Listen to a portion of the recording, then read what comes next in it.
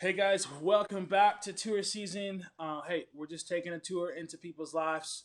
Today, I got with me a pretty good friend of mine. We've kind of been friends over the last couple of years, and I think you may have recognized his voice. He does the pre and post game for the Texas Rangers. If you're a Tolo, if you listen to 105.3 The Fan, you probably hear him daily on that show. I'm with my good buddy Jared Sandler. What's up, man? D, what's going on, man? Thanks so much for having me. Dude, I'm so happy you're here and we get to chat for a little bit. I know you're a busy man, so the fact that you're on with me, man, that just means a lot to me for sure. Anything for you, dude. You know that. Yeah. So tour season is simply this. Man, as a musician, I've traveled hundreds of thousands of miles over the last couple of years playing songs, and a lot of people don't get to see what happens in between that, what it took to get there, stuff like that. But even more so with tour season, we like to take a step and take a tour into people's lives, where they came from, how they get to where they are. And today, that is for you. Um, Jared, why don't you tell everyone where you're from originally? Yeah, well, so first of all, let me just say this. I too am a big musician, D. When I was 5 years old, I sang the national anthem in front of my class. And then by the time I was 10 years old, my choir teacher told me to never sing again. And as long as I didn't sing in the performances, she would pass me. So Uh, I, I've got a real storied musical career as well. A lot of times Confirm my this. travels took me from the choir room to detention because I couldn't focus and stand still for long enough. That's amazing. I can confirm this from your karaoke Yeah, last year. That was crazy. yeah, Um, musical talent's not really a strength of mine by any means.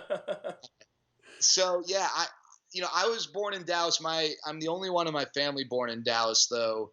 My parents, oldest brother, born in South Africa, and so while I've only lived in America, I take a lot of pride in my South African heritage. yeah. It's a place, obviously it's not right down the street. So uh, I've been to South Africa 4 times for about 2 weeks a time. I've still got a ton of family over there, and Yeah. it's definitely a place that I'd love to be able to go annually if possible. My dad Yeah. goes, I'd say, once every 18 months. His mom, who's still alive and thankfully is still doing pretty well, is there, and his brother and uh, nieces, nephews, my cousins, aunts, uncles, and it's a special place. It's a in some ways a troubled place. They've got a long ways to go Yeah. as how they treat one another in that country, but there are parts of South Africa that are beautiful, and take the good and the bad with it. But I have a lot of pride in the history of South Africa. I've really made a point to learn about the history and have done a lot of reading up on Nelson Mandela and everything he went through. And so it's a, I wouldn't say it's a huge part of my day to day life in terms of customs and ways I go about things, but in terms Yeah. of what's important to me and my identity, it's I'm very quick to bring up South Africa because it is a special part of I think my family and Yeah. what's important to me. Totally. Now I totally get that. I was gonna ask you whenever you do travel there. My bandmate Chima is from Nigeria, and he's only gone a couple times. But when he comes back, he kind of carries a hint of the Nigerian accent with him for a little bit. Do you ever find that happening when you're down there? So it's funny. And my two brothers are way older than me, and we're competitive with just about everything. Yeah. My oldest brother, who was born in South Africa, has a bad South African accent. My older but not oldest brother, who was actually born the New York, New Jersey area, uh, has a great South African accent.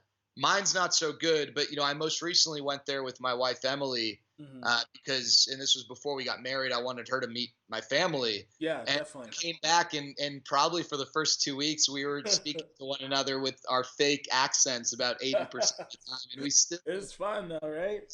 we I still get into these stretches where we'll say something, either a word or a phrase that yeah. they say with the accent or just the common lingo there, and we dip in and out. But I wish that I had a much better South African accent. It's Yeah. not good. How's it? I hope you're having a good day. All right. I love that.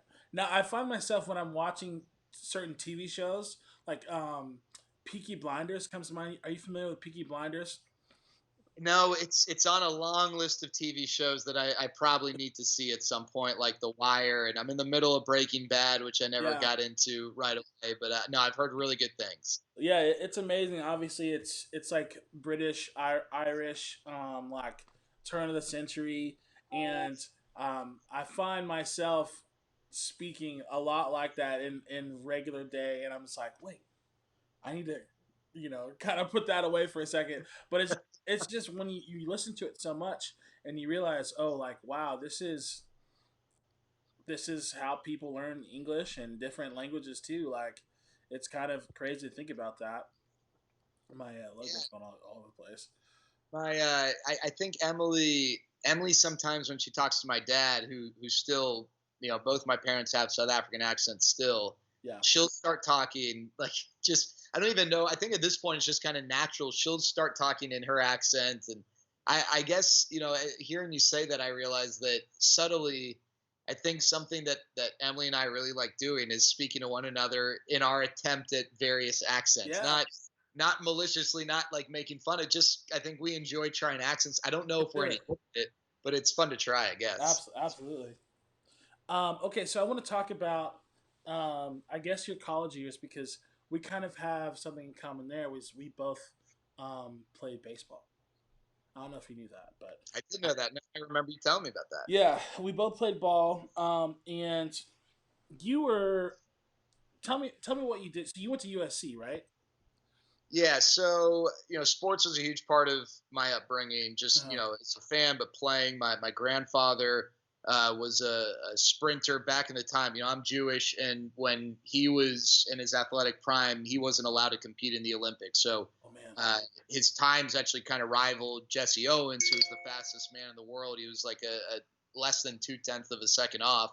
wow, Won gold medals in the Maccabi games, and my uncle was a really, really good rugby and soccer player. My dad played soccer professionally in South Africa, and both my brothers are good athletes. And so sports was just kind of what I knew. And fast forward to high school, I played 3 sports and loved it. And it was weird when I came to the college decision. Wait a second, sports might not be a thing for me actively yeah, playing anymore.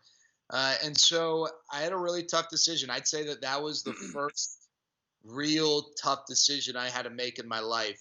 yeah, Do I go to smaller schools, maybe not as much of the focus of what was next, but to keep playing sports, or do I go to a school with whatever was going to be my profession in mind? Because I knew I wasn't playing sports professionally, yeah, and I ended up making the choice of going to USC, and it wasn't a 50-50 split in terms of combining both, but USC did tell me that I sent them my tape, and they said, "Hey, you're more than welcome to come and try out." And I ended up trying out and making it, past the first few rounds of cuts. And back then in college baseball, you could roster 35 players and then redshirt however many. I mean, in right, theory, redshirt 50 if you wanted. right, And they offered me the opportunity to redshirt, and the first round of cuts, I thought realistically, I've always been pretty self-aware with that. Like, okay, that made sense that I made it past them. But after that, I kind of would look around and be like, that guy that got cut's better than me. This guy who hasn't gotten cut is way better than me. Like, what's yeah, going on? So I eventually just had the conversation. Our head coach was actually a guy who used to play for the Rangers, a guy named Chad Kruder. And I just asked him, I said, "Hey, listen, I'm honored that you would offer this opportunity to stay in the program, but just let's be real here. What's going on?" Because at that point, I had just really started to fall in love with broadcasting, yeah, and it would be really tough to maintain the responsibilities as an active player in the program and also take advantage of whatever broadcasting opportunities were there. And so right, they basically said, and I appreciate their candor. Listen, we love having you around, not because you're one of the. I think in that particular year there are 44 of us if you include the red shirts. He said, "Listen, there were guys we cut who are better players than you, but you work your tail off. We think you're a great influence, a great guy to have in the program." And I said, "That's awesome. do I ever have any chance of playing? And he said, maybe your senior year, possibly, maybe, kind of. And I was just like, hey, I appreciate it. I'd love to stay in the program, but here's what I've got going on. And they were really cool about understanding that I'm not playing professional baseball, so this broadcasting thing's important. So Yeah. what ended up happening was I stayed in the program for 4 years. My NCAA compliant term was undergraduate assistant coach. I don't know that I was doing a ton of active coaching in Yeah. the way that we think of it. I definitely helped the coaches out. I was very involved in recruiting in the operations of the program. And it was a cool way for me to be in uniform and be in the dugout for Yeah. 4 years, knowing that I would get that opportunity again. So it was a great experience. It was a huge part of my college experience, and something I look back on with really fond memories for sure. That's awesome, man. That's really cool that they were able to find a place for you to still like be there and continue your path. And the more I hear about your story, the more that it kind of parallels me, honestly. So when I was playing college ball, and I actually got redshirted. Um, and so I'm talking to the coach, and so the college I went to was maybe 10 miles from my home, from my house, from where I grew up at and went to high school at and everything. And just kind of talked to the coach, and I said, "Hey, I had just recently picked up a guitar, and I was just like seeing like, oh man, what I can do with a guitar as far as like enter people's lives and be poignant and kind of have some kind of substance that people can hold on to after I get finished playing. Like the power that comes with playing that guitar. Like I saw what I could help people with, and so I just started playing guitar, and I was just kind of telling the coach like, hey, what's your expectations of me? All these things, and so I actually stayed in the program and worked out with everyone, practiced, went to games. Um, but in the meantime, I was like taking music classes and learning these things, and eventually I was just like, I have to pursue this, like. And so I left the program and started playing music. But I want to go back for a second because you're talking about kind of weighing the options going into college. So is that so you broadcasting? That's something you wanted to do like in high school? Is that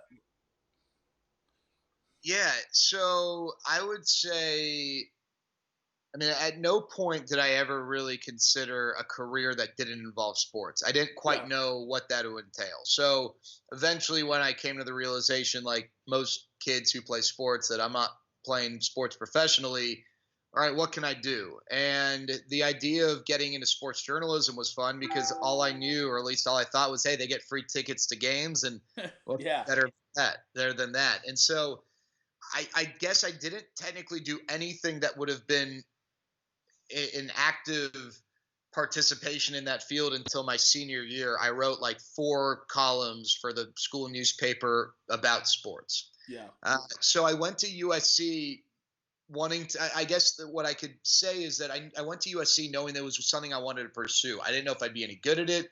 I didn't know if I would like it. There were a lot of unknowns, but it's at least the first thing I wanted to pursue. yeah, And thankfully, early on, I realized, okay, the anchor stuff, kind of like what you see on Sports Center, probably not like my first choice. The writing stuff, while I love writing, yeah. not first choice. Doing play by play in live games, and then the sports talk side, that resonated with me a little bit more. I love all those forums, but and so I was just fortunate. I wasn't. I went to a good school with kids who, they knew the Princeton Review rankings for every school, overall, like which school has the best seafood, like, oh, this school is ranked 79th, like I just didn't know that stuff. Yeah, And all I knew was that USC, had opportunities for kids to broadcast, and it's yeah, not the most renowned journalism school, but it offered me great opportunities. And early on, I mean, before I even took my first class, I was able to broadcast a USC Duke women's volleyball match. That was my wow, first broadcast. And uh, I annoyed the right people. Like, hey, I'd like to participate. If there are any questions, let me know. And a guy got Yeah. sick. I was walking around with my dad. We were actually in the process of moving into my freshman dorm, and I got a call from a guy named Jeff Platt, who just so happened to be from the DFW area, but was a senior at USC at the time. And he said, "Hey, Jared, I know you've been emailing. We actually had a guy who called in sick. Can you do the broadcast tonight?" And I was like, "Absolutely." And I did it. And I walked away thinking, man, I'm the greatest broadcaster ever. This was easy. I haven't looked back at that broadcast in a while. Yeah. I hope I still have it, but I know that in subsequent years, when I look back on it, I was like, wow, that was the worst thing ever. I was horrible, but I loved it. That's And usually I how it think goes. what I've loved most, yeah, I've loved, and I'm sure it's the same for you. I still love the process of getting better. I love the process of growing. I love the challenges of getting better in this industry. And I think Yeah. that's what it's like with sports. Everyone can love the games. You love the practice. And I think with broadcasting, I've learned that I not only love the games, but I love the practice as well. And that time at USC really helped me understand that. That's awesome. I yeah, it's definitely the same way with songs. Whenever you hear like songs you wrote, you're like, "Oh my gosh, I was terrible." But at the time, you're like, "This is the next big hit. This is it for sure." Um, Man, I probably would have like I would have been so scared when he was like, "Hey, you want to come broadcast?" I'd be like, "Oh my gosh, I'm just moving into my dorm," and that would have been, dude, way to step up, man. Um, Well, you always hear, right? Like, always say yes. And oh, so absolutely. I knew enough at that point to know that saying no is probably not the right move. I was crapping my pants all day though. Uh, where I went to school, we actually had, and I didn't play volleyball, but both our boys and girls volleyball programs were among the best in the state. And Wow. so I was familiar with volleyball. Like, it wasn't the most foreign sport. I Yeah. probably didn't know all the right terms. As a matter of fact, one of the assistant coaches, I ended up doing a number of volleyball matches that year. Yeah. And one of the assistant coaches, a lady named Cookie Stevens, pulled me aside maybe before my fifth or sixth match and introduced herself. And she was so sweet. She was the nicest person, but basically was telling me, because the coaches would go back and the film that they watched had the broadcast. And Yeah. I think she knew I was trying hard. I wasn't making a mockery of it. She's like, "Hey, I want to work with you on some of the terms."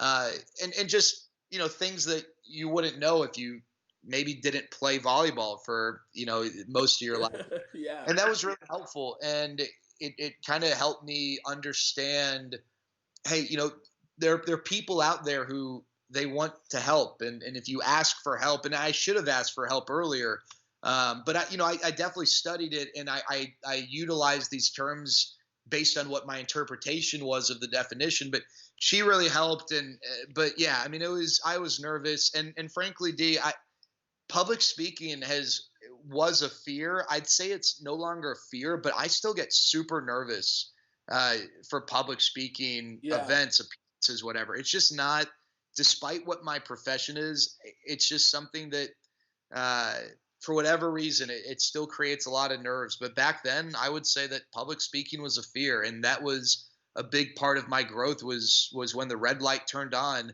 being able to shed Yeah. that anxiety and just perform. No, I totally get it.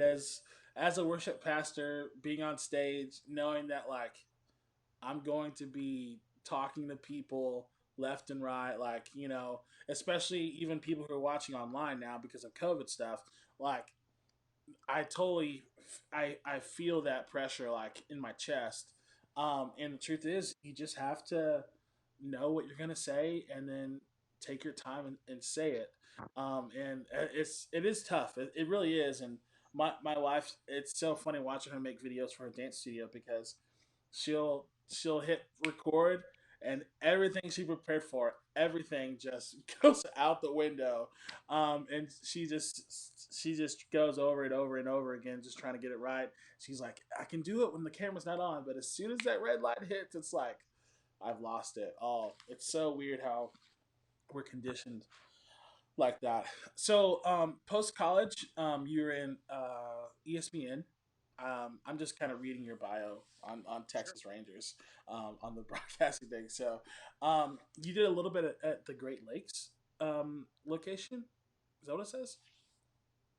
Yeah. So my first job, so senior year of college, graduate, stick around through the end of baseball season because college baseball, typically goes beyond graduation. We played our last game against Washington State, and the next day, my dad and I got in a car and we drove to Great Falls, Montana. I spent a summer there, and then I went that very next year. Went to the Great Lakes Bay region of Michigan, and worked for a little over 2 years for an ESPN radio affiliate doing all sorts of stuff. I called minor league baseball, and that's what I did in Montana, minor league baseball for a team called the Great Falls Voyagers. And then in Michigan, I called minor league baseball. I did the high school basketball game of the week, and high school basketball in Michigan's, especially in that region with Yeah, Saginaw Arthur Hill. It's pretty competitive. Not quite similar to football in Texas, but not far from it. yeah, I did college football, college basketball. I did an afternoon drive sports talk show. It was like your typical. Its classification is like a lower mid-sized market, not totally small market. It was a yeah, yeah, Mid Michigan is the home of Dow Chemical, the international headquarters. So it's a pretty developed area. But it was a great opportunity to fail, to try things, to mess up, to screw up, to embarrass myself, but to do it doing all these different mediums and forms of broadcasting. And it's funny. One of my best friends to this day, a groomsman of mine, is a guy named Mike Cousins.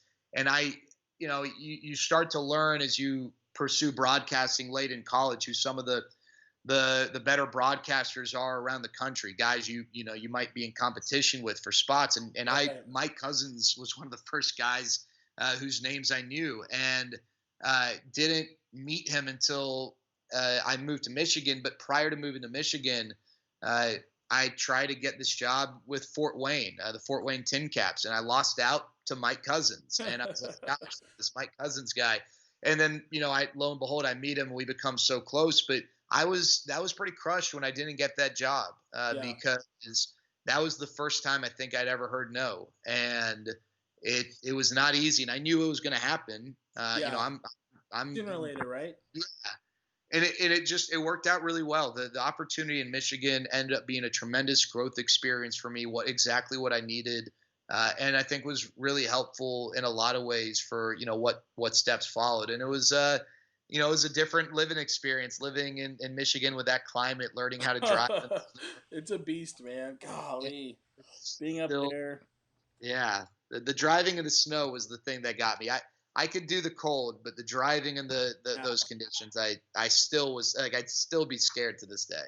it blows my mind. Just we did our first tour up there a couple years ago in the winter, and I remember like buying some jackets and stuff, and then literally our first steps off of the plane, I just turned to Team and I said, "Bro, we did not pack right. Like we just did not."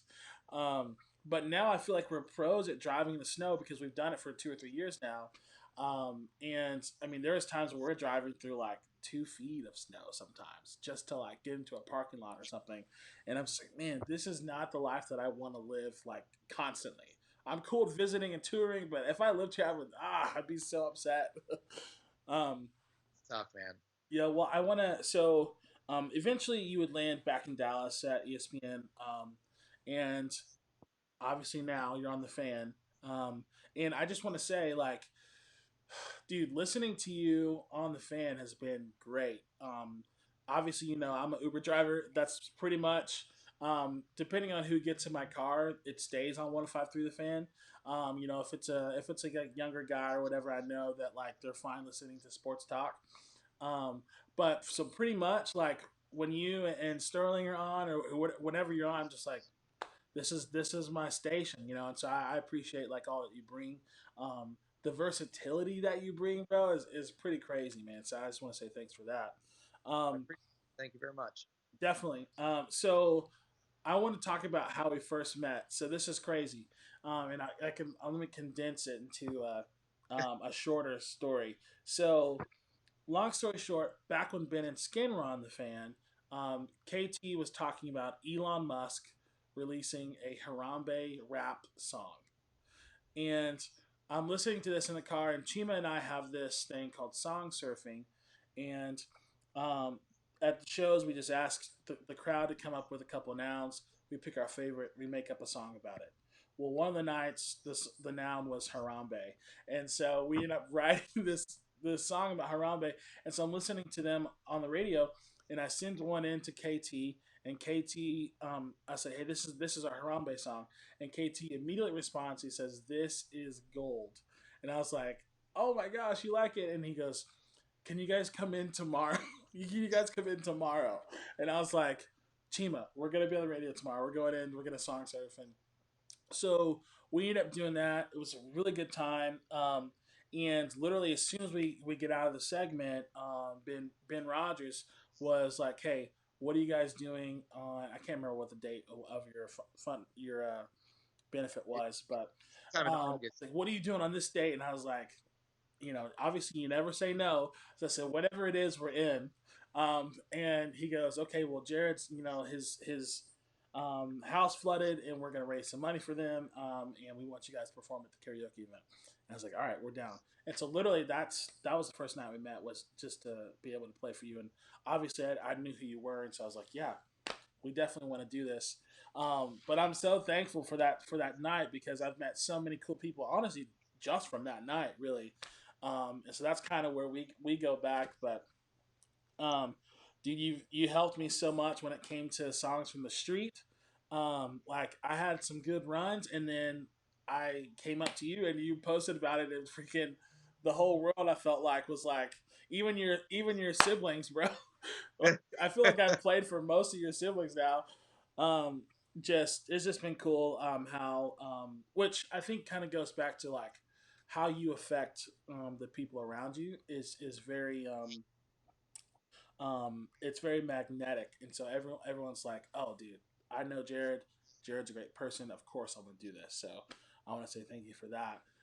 But talk about, like, your day to day with the fan. I feel like you're like I feel like you're on every show. Like, you're just chiming in, and it's because you're an insider. But, like, just kind of talk about that a little bit.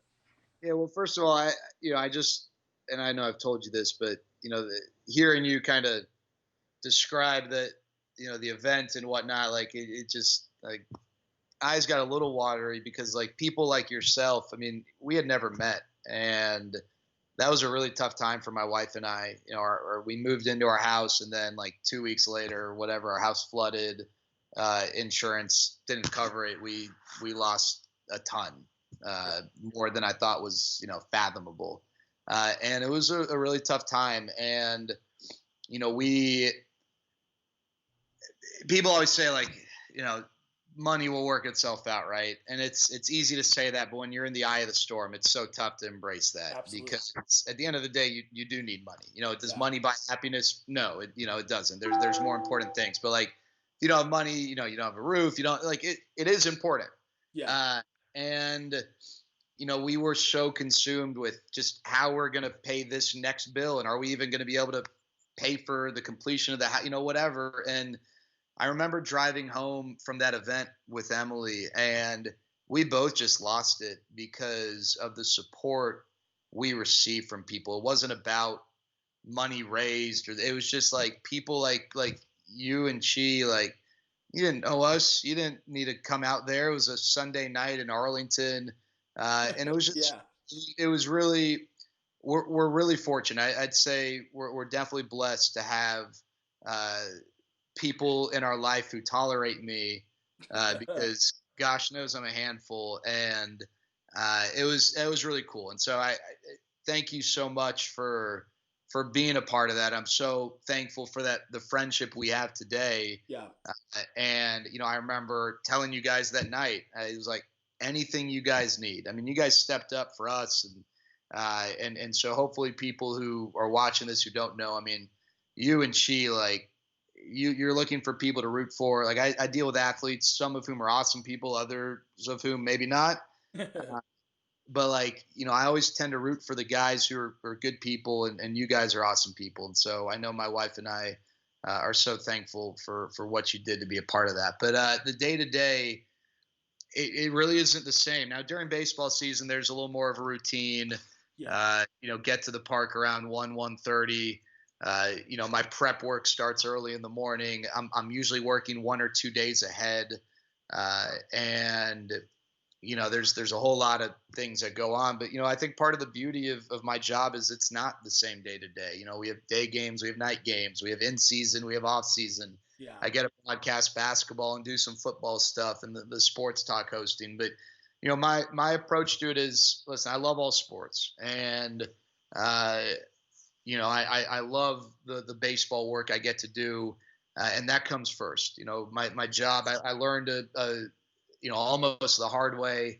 Uh, you always want to grow, but you got to appreciate the job you have. And you can definitely dedicate time to your growth, but it's got to come after you fulfill your responsibilities. And I try and create time for that growth. And whether it's getting involved or producing, providing content for sports in general or whatever. But a big part of my job is, as you mentioned, going on these shows and having these conversations. And I just try to help fans be at the game, be in the clubhouse, get to places that they don't have access to, learn things that they otherwise wouldn't learn. And I'm thankful. I really love my teammates with the fan. They're awesome. It's so great working with them. Yeah. And I think that's also a big reason why I enjoy the day to day, and it doesn't become monotonous in large part because of them. Yeah. Yeah. That's like I said, man. It's been so cool listening. I think as an avid listener, you really get plugged, just like you would be watching a TV show. You really get plugged into everyone's lives and what they do off the radio or off TV. And so just being able to kind of take that ride with you the last couple of years has been a pleasure, and I've enjoyed it. My last question for you: baseball is back. Obviously, it starts um, this Friday. Are you going to cut your hair?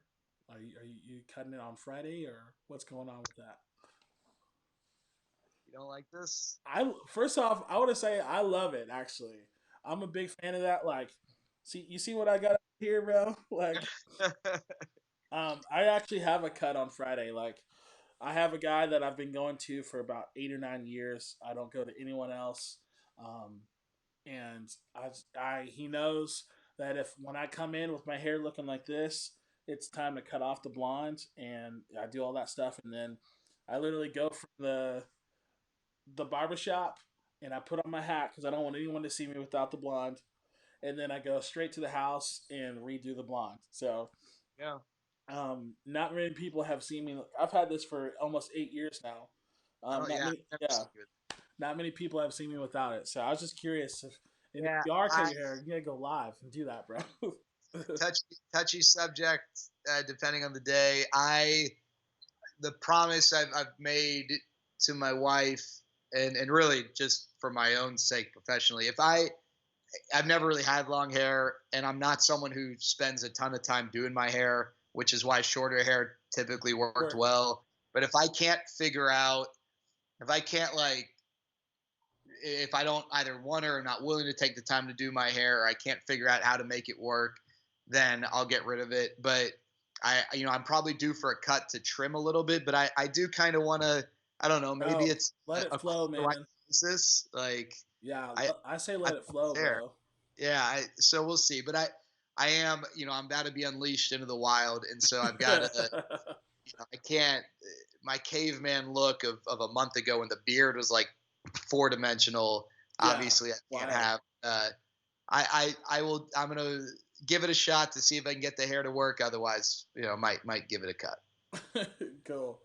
Well, dude, Jared, thank you for being on, man, so much. It's always cool to look back, and I don't know how many people know about like that part of your life, like the pre, like what they're hearing you on the radio. So it's kind of cool to get a look into to where you've been and where you're going. Because the way I see it, like, and I may be overstepping here. Eric Nadell's a Hall of Famer. I feel like Jared Sandler could be there one day too. But Well, I appreciate it, man. I listen. It would be. I'm so thankful for the opportunities I have being a part of the broadcast team. But I grew up here. I grew up a diehard Rangers fan, and Eric's been my mentor since high school. And I would absolutely love to live out that dream. But I'm so thankful to be where I am, and yeah. hopefully keep my head down, and we'll see what the future holds. All right, man. Well, thank you, bro. I know you got a busy day, so I'll let you get to it. But I just want to say, bro, have a good one. Thank you, man. Thanks for having me, D. Take care. Awesome. Okay, you don't have to hop off. I'm just gonna record. I'm just recording, so I can just